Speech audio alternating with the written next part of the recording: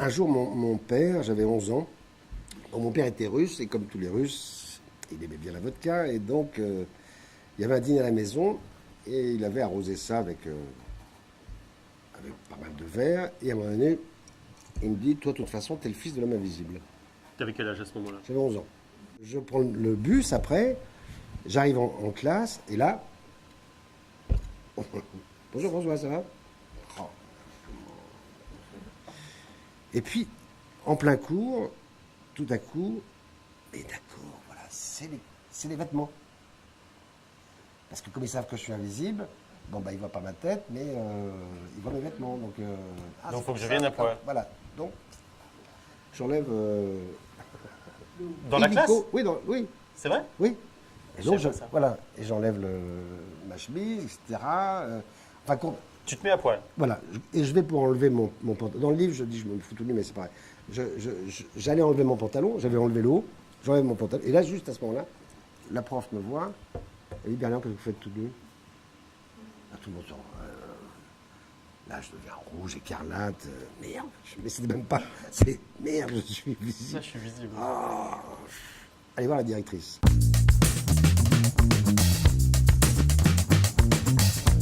Ça a développé un imaginaire assez fort et qui fait que... Et évidemment, on peut que se dire que enfin, le côté acteur, comédien, être dans des personnages, Oui, c'est ça. etc. Comme je n'ai fait qu'inventer des personnages pendant toute mon adolescence et mon enfance, quoi, voilà, c'était... il fallait que je fasse ça, quoi. Ouais, ouais. Et pas de la pub. Ouais, ouais.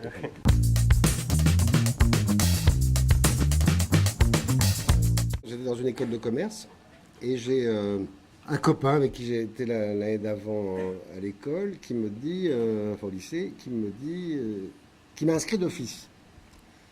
Et en me disant, t'es marrant, je t'inscris au théâtre. Je dis non, ça ne m'intéresse pas, etc. Il m'a inscrit d'office. Il se trouvait que j'étais un grand amateur de théâtre, donc, mais en tant que spectateur, et donc un soir, je devais aller au théâtre. Il se trouve que le copain avec qui j'y allais s'était commandé aux dernières minutes, et c'est lui qui avait les places. Donc je suis resté chez moi. Et 5 minutes après, coup de téléphone du groupe théâtre en disant, voilà, il y a un rôle encore à distribuer, il faut que tu viennes tout de suite. Et bien, comme j'avais plus rien à faire, j'y suis allé, j'étais pris. Et ce qui est assez drôle, c'est que à la seconde où j'ai mis les pieds sur la scène, je me suis dit, c'est ça ce que je veux faire. Ouais.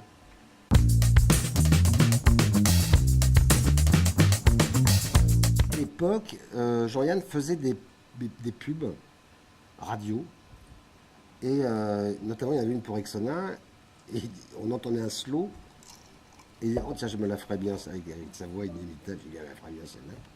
Et puis vous dansez Mademoiselle, et puis voilà, qu'est-ce qu'elle pue, oh, qu'est-ce qu'elle pue, oh, putain, mais fous-toi du Rexona, voilà. Donc on pouvait faire de la pub quand même, comme ça. Et donc là, j'avais trouvé, n'attendez pas que le besoin se fasse sentir. Pas mal. C'était pas mal. Non, c'était pas mal.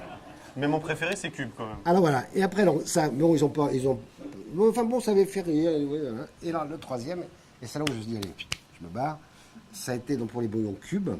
Donc tu finis sur un poulet. truc avec du panache, quoi. Ouais, voilà, et je finis avec, et c'était, et mon Cube, c'est du poulet. Pas mal, franchement. Ouais. Ça aurait cartonné, bah oui. Ouais.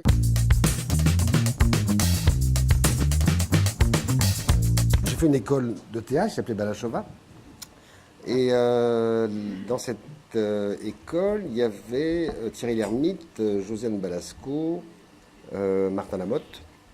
On s'entendait très très bien. Et qu'à un moment donné, moi j'ai joué donc, pendant un an avec cette troupe subventionnée, enfin très peu subventionnée d'ailleurs, parce que on ne gagnait vraiment rien.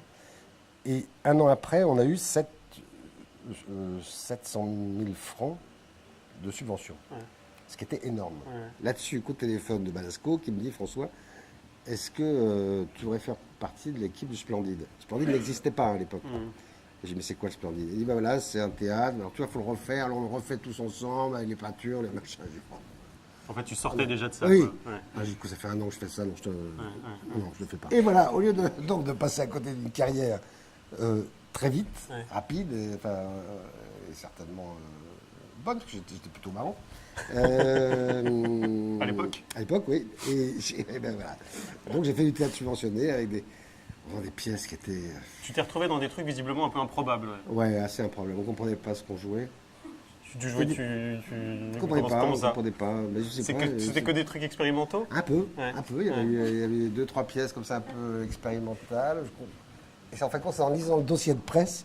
Ah, c'est ça qu'on a, d'accord. Après. Oui, et après. Ah, d'accord. Puis après, les critiques, en général assez dithyrambiques d'ailleurs, parce que c'est Parce souvent que comme tu étais ça. très bon, comme tu... Non, voilà. non, c'était la troupe. Non, c'est pas une question. Non, c'est parce que ils ne comprenaient rien non plus. Ah donc, oui, d'accord. Donc, à défaut, ils oui, disaient oui, ça doit donc être ça bien. doit être formidable. Donc Ouais, voilà. ouais, Et donc, ouais.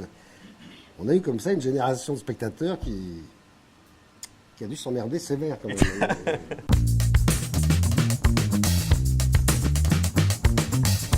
Il y a eu une rencontre avec Louis Malle, j'avais joué dans Au revoir les enfants, j'avais un tout petit rôle. Enfin, j'avais mes 20 jours de tournage. Et donc, c'est là où j'ai compris que c'était vraiment intéressant quand on avait, Un peu de temps, ouais. on avait du temps, Ouais, etc. ouais. Et puis, la collaboration avec lui, ça s'est très bien passé. Et donc, il m'a proposé Milan en mai.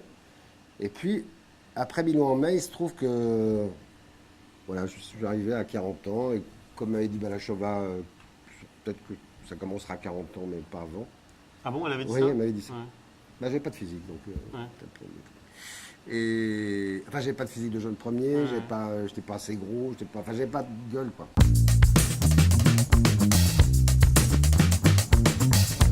Il me dit, dis donc, est-ce que tu t'accepterais, toi, un rôle où tu pourrais courir? Et là, je me dis, oh, ça y est, il va faire un court-métrage, il va m'emmerder. Parce qu'il faisait beaucoup de courts-métrages. Et je dis, oh là là. Et je commence à dire, mais non, ça ne m'intéresserait pas. Pourquoi veux-tu que je cours? Parce que il va me proposer son rôle, un court-métrage. J'ai pas envie de faire de court-métrage, j'en ai marre, j'en ai trop fait, etc. Et je suis très désagréable avec lui. Et lui, il est très content que je sois désagréable, puisque c'est vraiment le personnage. Et puis, il me dit, écoute, voilà, j'ai un scénario, est-ce que je peux te le faire porter quand tu rentreras à Paris, etc. Oui, je dis, bien sûr. Oui. Puis je rentre, et puis là, je vois un gros scénario, je me dis, merde, c'est un film. Et je me dis, mon idole, et là, Là, tu dis ça, c'est bon, quoi. je l'appelle et je lui dis, voilà, si je fais pas le film, je te tue. Ouais, d'accord.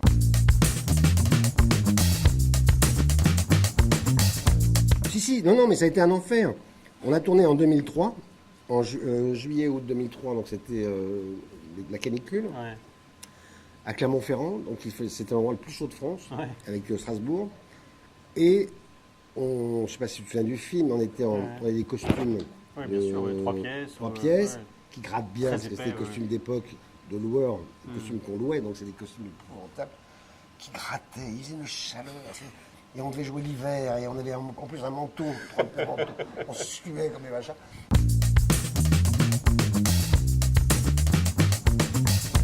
Je vais être à la ville comme à la scène, ou à la ville comme à l'écran. C'est-à-dire que si je joue un salopard pendant 2 mois, je vais être un parfait salopard Ah oui. tout le temps pendant 2 mois. Avec tout le monde, hein, parce que je m'entraîne, quoi. Il faut que si je suis un lâche, eh ben je suis lâche. Mais vraiment, j'ai besoin de ça parce que il faut se... C'est pratique, remarque. Si tu te Oui. comportes mal, etc., bah, c'est mon rôle. Oui. Non, c'est comme ça, j'ai besoin. Je le fais de manière instinctive, hein, c'est pas un travail en me disant je vais faire ça. Non, c'est comme ça.